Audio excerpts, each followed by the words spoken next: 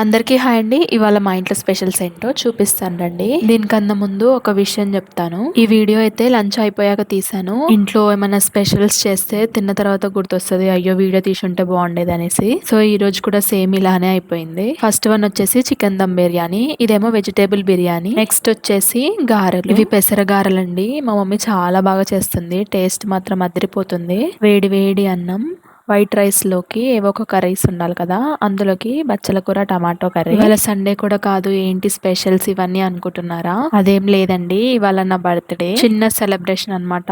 ఇది వచ్చేసి దోసకాయ టమాటో పప్పు, లాస్ట్ లో కొద్దిగంత పెరుగులోకి సైడ్ లో చట్నీ వేసుకొని తింటే చాలా బాగుంటుంది. సాల్ట్ వేసుకోకపోయినా అట్లా చట్నీస్ కానీ ఏదైనా కర్రీస్ కానీ వేసుకొని తినేస్తాను. సో ఇవాళకి వచ్చేసి మామిడికాయ చట్నీ, కొద్దిగంత సాల్ట్, ఒకవేళ చట్నీ వేసుకోకపోతే సాల్ట్ వేసుకుంటాను. పప్పులోకి నెయ్యి. ఇదండి మా స్పెషల్స్ ఈరోజు.